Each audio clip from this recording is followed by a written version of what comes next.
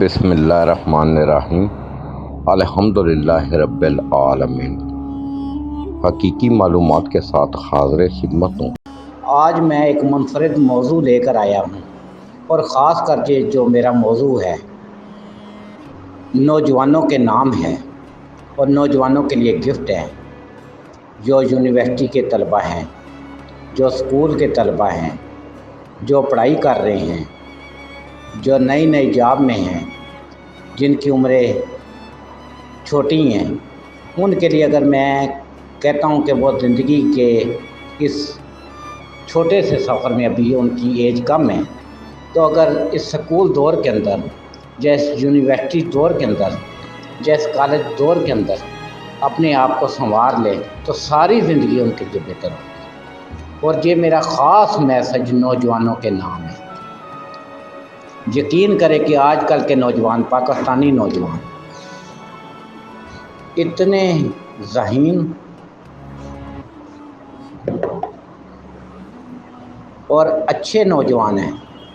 ہمارے پاکستان کی امیدیں انہی نوجوانوں کے اوپر قائم ہیں، اور میں آج کیا نوجوان دیکھ رہا ہوں کہ یہ بہت انٹیلیجنٹ، ذہین اور بڑا پڑھا لکھا نوجوان مجھے معلوم ہو رہا ہے، لیکن چند ایک ایسی چیزیں ہیں جن کی وجہ سے کچھ چیزیں اگر وہ کریں تو ان کی زندگی میں بڑی انقلابی تبدیلیاں پیدا ہو سکتی ہیں۔ اور میں نوجوانوں کے لیے آج اسپیشل میسج لے کر آیا ہوں حقیقی معلومات کے اندر، کہ پاکستان کے اندر جتنے بھی نوجوان لوگ ہیں جن کی عمر 19، 20، 21، 22، 23، 24، 25، 26، 27، 28، 29، 30 ایسے لگا لیں، اگر یہ اپنی زندگی کے اندر آج سے ایک معمول بنا لیں کہ ہم نے نہ غیبت کرنی ہے، نہ کسی کے اوپر بہتان لگانا ہے، نہ خام خواہ جھوٹ بولنا ہے، نہ موبائل کو فضول قسم کا یوز کرنا ہے، تو یقین کریں ان کے اندر بہت ساری پازیٹیو سوچ آئے گی۔ دیکھیں غیبت کرنے سے کیا ملے گا، یہ نوجوان سمجھیں گے میری بات کو، اگر وہ سمجھیں گے تو سمجھیں گے کہ میں گفتگو کس طریقے سے کر رہا ہوں۔ غیبت کر کے ہمیں کچھ نہیں ملتا۔ غیبت کر کے ہمیں کیا ملے گا؟ کچھ بھی حاصل وصول نہیں ہے، صرف یہ ہے کہ ہم اپنی بربادی کا سماں پیدا کر رہے ہیں، جس کے بارے میں قرآن حکیم کی تعلیمات کے مطابق بھی غیبت کرنے والا اس طرح ہے جیسے اپنے مردہ بھائی کا گوشت کھاتا ہے۔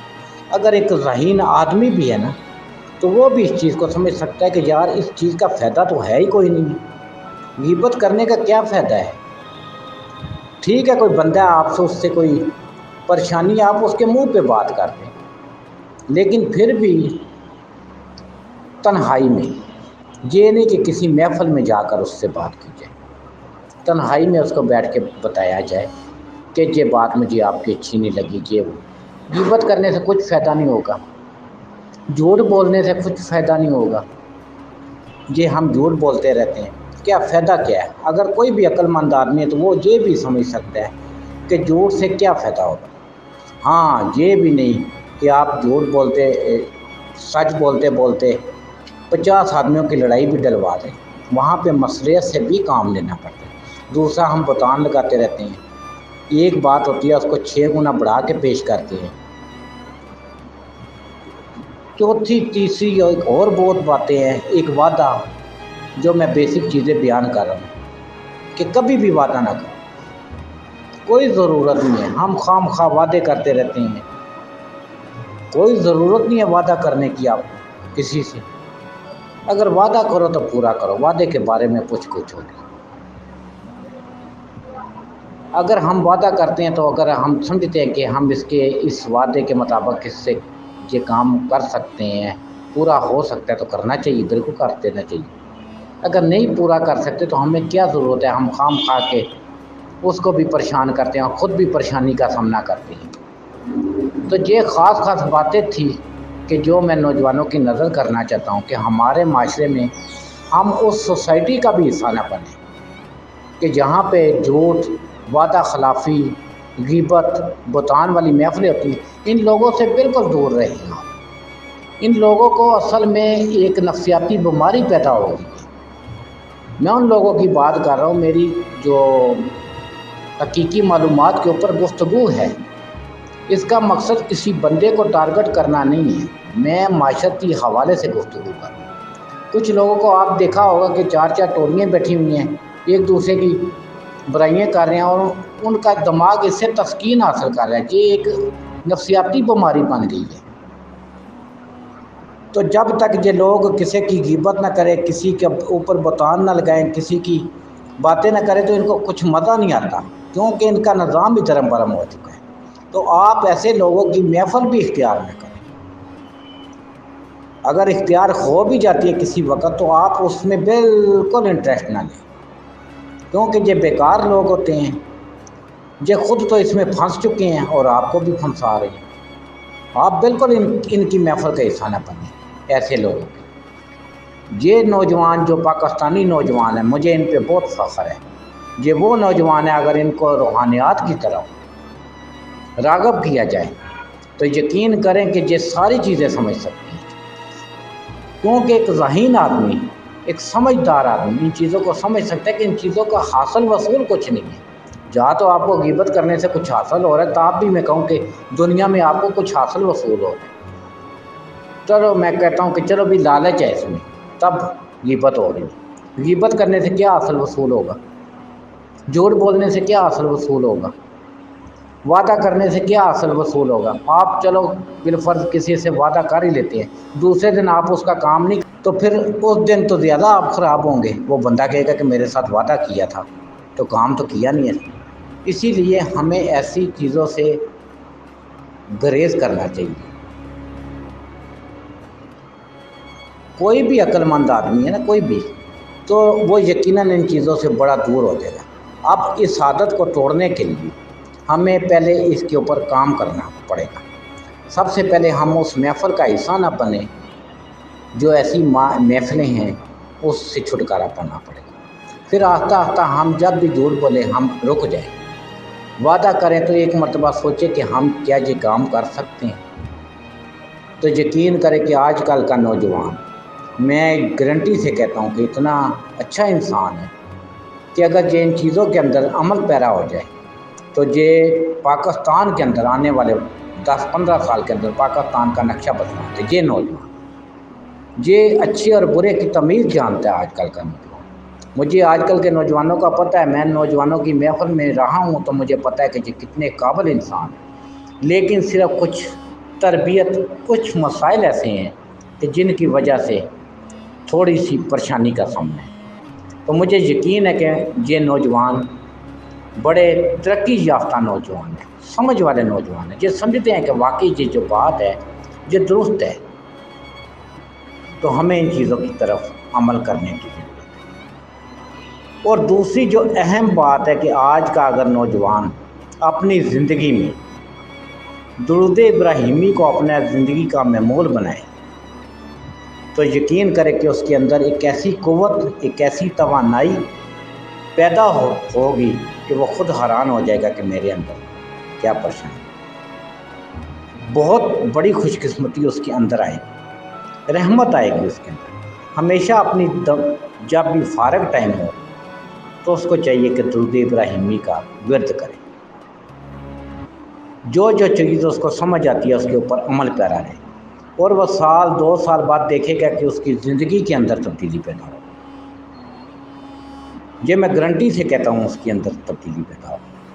لیکن مستقل مزاجی ہر کام کو مشورے سے کرے، کسی کے اوپر غیبت، بہتان، جھوٹ، وعدہ خلافی یہ مت کرے۔ یہ ایسی چیزیں کہ جس کو ہم خواہ کر لیتے ہیں، اور کسی جگہ میں ہم محفلوں میں بے دریغ ہنسنا شروع کر دیتے ہیں، اس کا کوئی فائدہ نہیں ہے۔ یہ ہم ایسی چیزیں ہیں کہ اس کی ایک پرسنالٹی ہوتی ہے انسان کی، ایک انسان کا وقار ہوتا ہے، وہ بھی ختم ہو جاتا ہے، اس کا دل مردہ ہو جاتا ہے۔ ان چیزوں سے گریز کرنا چاہیے۔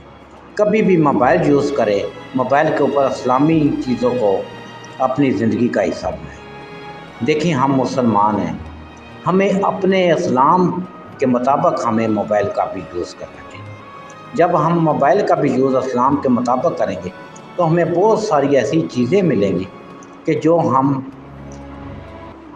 اس کا علم نہیں ہے۔ جب ہم ثاقب رضا مصطفی صاحب کے بیان سنیں گے، جب ہم مولانا طارق جمیل صاحب کے بیان سنیں گے، جب ہم پیر نصیر الدین نصیر رحمۃ اللہ کے حوالے سے بیان سنیں گے تو ہمیں بہت ساری ایسی چیزیں ملیں گی جن کا ہمیں علم نہیں تھا۔ ہم مسلمان ہونے کے ناطے ہمیں یہ سوچنا چاہیے کہ ہم مسلمان ہیں، ایک دن ہم نے دنیا میں نہیں رہنا۔ ہم نے دنیا میں جتنی زندگی بسر کرنی ہے اس کے مطابق ہمیں کیا عملی اقدامات کرنے کی ضرورت ہے۔ تو مجھے یقین ہے کہ آج کے نوجوان جس طرح کا ذہن رکھتے ہیں، جس طرح کی آج کل کی سہولت میسر ہے، واٹس ایپ، فیس بک، اگر اس کا استعمال اور اس کے ساتھ ساتھ پریکٹیکل طور پہ ہم صحیح معنوں میں نکلیں تو یقین کریں کہ ہم بہت ترقی کر سکتے ہیں۔ آپ کے ساتھ کوئی وفاداری نہیں کرتا، آپ چھوڑ دیں، وہ اس کا مسئلہ ہے۔ آپ اپنا کریکٹر ہمیشہ صحیح رکھیں، دوسرے جو مرضی کریں، آپ اپنے قرآن کریم کی جو تعلیمات ہے اس کو سمجھیں۔ کوئی اچھا کر رہا ہے، برا کر رہا ہے، آپ اس کو چھوڑ دیں، کیا کر رہا ہے کیا نہیں کر رہا۔ آپ نے دیکھنا ہے میں صحیح کر رہا ہوں کہ غلط کر رہا ہوں۔ آپ دوسرے کا جائزہ نہ لیں، آپ اپنا لیں۔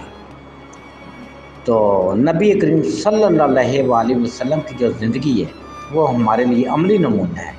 تو اگر ہم ان موٹی موٹی چیزوں کے اوپر بھی عمل کرنا شروع کر دیں تو ہماری زندگی میں کہتا ہوں کہ انقلابی تبدیلیاں پیدا ہو سکتی ہیں۔ یہ میسج خالی نوجوانوں کے لیے نہیں ہے، میرے لیے پہلے ہے تو ہر بندے کے لیے، لیکن نوجوانوں کی بات اس لیے کی کہ ظاہر ہے وہ آلریڈی ایک پڑھائی کے دور سے گزر رہے ہیں۔ اگر اس پڑھائی کے دور میں ان چیزوں کے اندر اپنے آپ کو مضبوطی سے تھام لیں اور اپنے اندر تبدیلی پیدا کر لیں تو یقین کریں کہ ان کی زندگی کے اندر ایسی تبدیلی پیدا ہوگی جو پہلے نہیں ہوئی تھی۔ وہ بشک اس چیز کو کر کے دیکھیں تو ان کو پتہ چلے گا کہ میری زندگی کے اندر، کیونکہ انسان کے اندر اسی دوران عادتیں جذب ہو رہی ہوتی ہیں۔